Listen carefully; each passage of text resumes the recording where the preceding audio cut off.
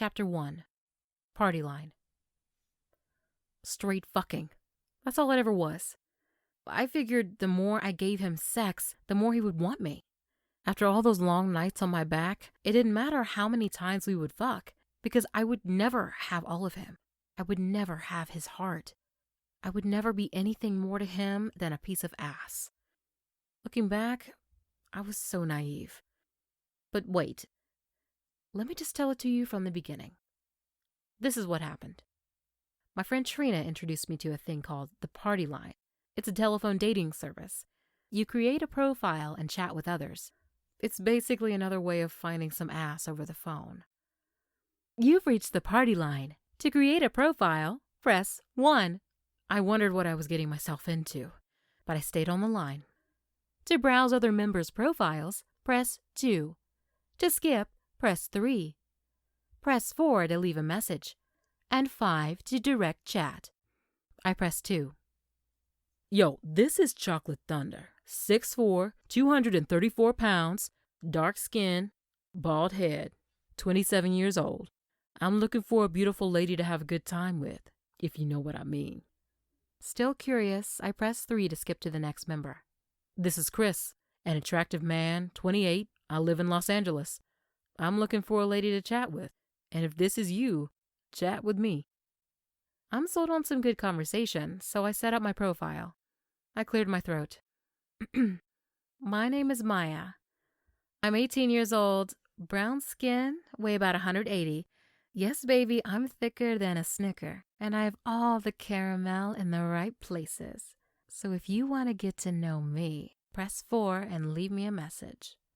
Hell, I knew I was grown, and nobody could tell me anything. I was looking to meet someone and have a good time. My mind went back to Chocolate Thunder. He sounds finer than a motherfucker. Fuck the message. I want to hear his voice. I pressed 5. Please hold. You are being connected to Chocolate Thunder. Now, if he sounds as good as his description, he can have that good time he's looking for tonight. The deepest manly voice interrupted my thought. Maya, he said. Chocolate Thunder. Damn, his voice was just as sexy as he described himself. It made my pussy wet. Maya, where you stay? I live in L.A. You? I said in my sexiest voice. I live in L.A. too. My wetness grew with every word he uttered. You want to have a good time tonight, Maya? I sure do, I replied. Hell, I was ready to get it on. I was ready for thunder and lightning to strike. What's your address? Chocolate Thunder asked. I don't give out my address, but I will meet you at the Rocket Burger Joint on King and Main, I said.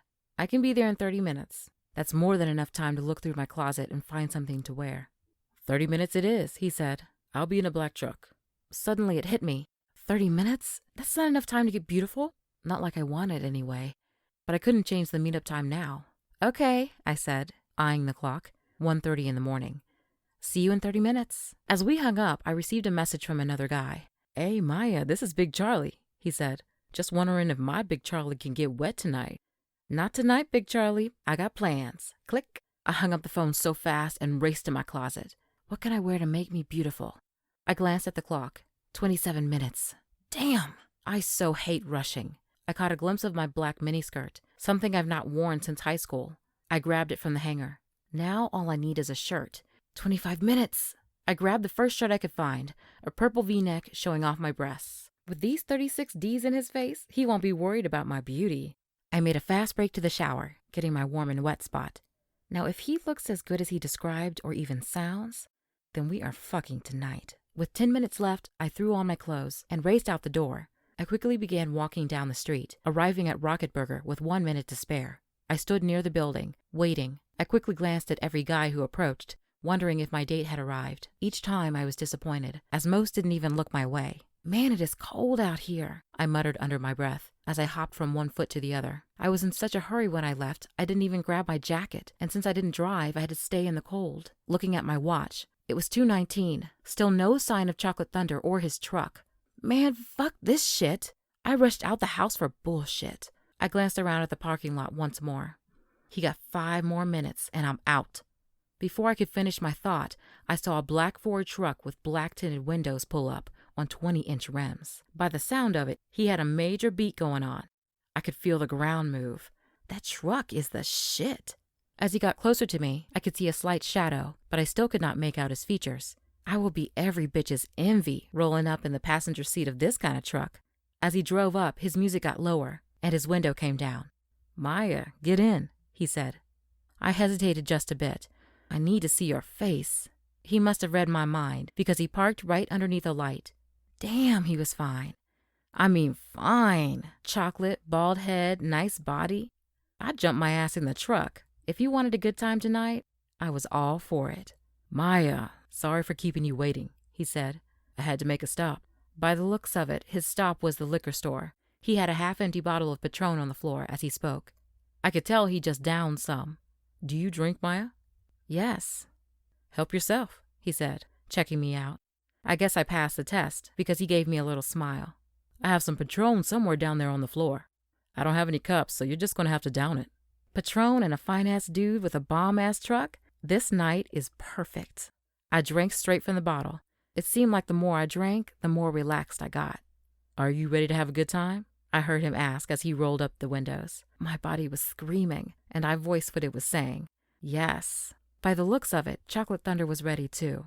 He had his 8-inch thick, and when I say thick, I mean thick dick full erect out. I was mesmerized as he stroked and caressed it. I just stared. I've never seen anything that big, ever. Not even in my sex education class.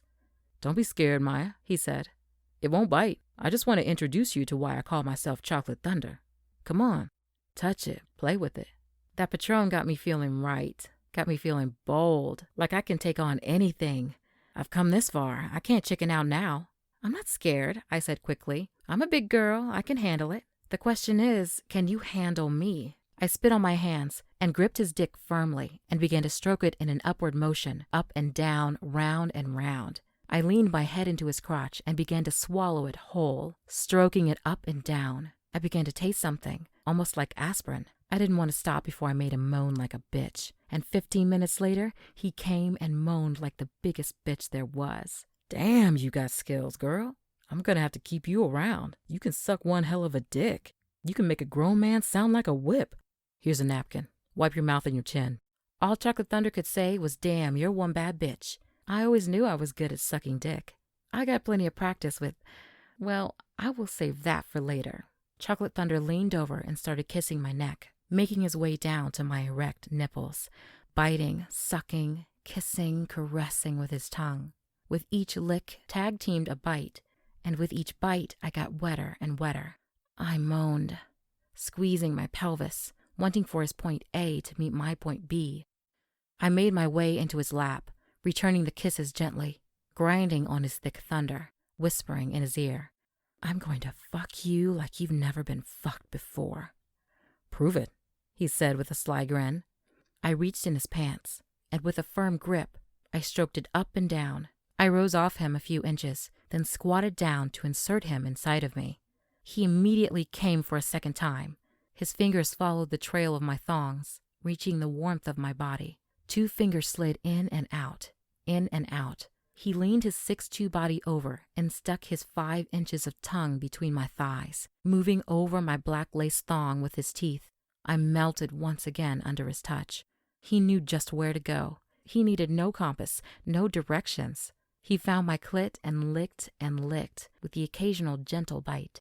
He was there in Pussyville for about a good 30 minutes. I swear I nutted back to back to back to back. My legs began to shake. My body got weak. Damn, he can eat some good pussy. Maya, how you like that?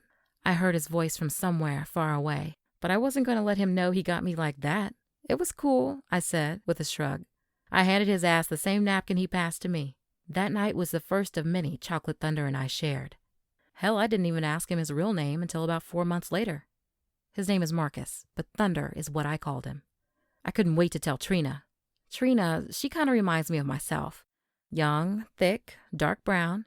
She'd hook up with someone from the party line in a second, so I figured she would understand, that she wouldn't judge me.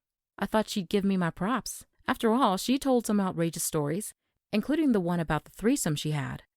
Ring, ring, ring. Damn, I wish this heifer would pick up the phone. Hello? Hey, Trina. Girl, what's up with your voice? I asked. You sound like you're coming down with something. What you been putting to your mouth? Chick, shut up.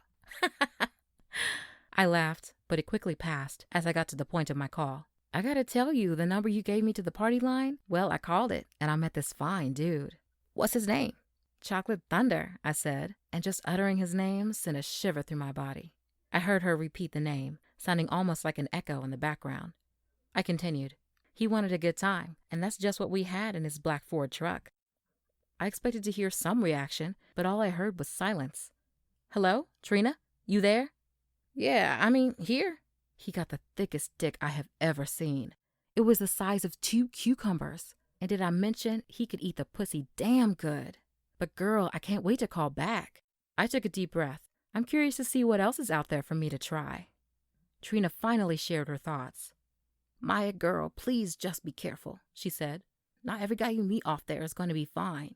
Chick, stop hating. I waved her off. I can tell in his voice if he's fine or not. I'm not worried. The conversation wasn't going exactly as I had envisioned, so I was ready to get off. Girl, get your rest. Your voice sounds horrible. Now that I got your attention, go over to Amazon and grab the paperback or ebook copy of Mirror by Jennifer Latrice.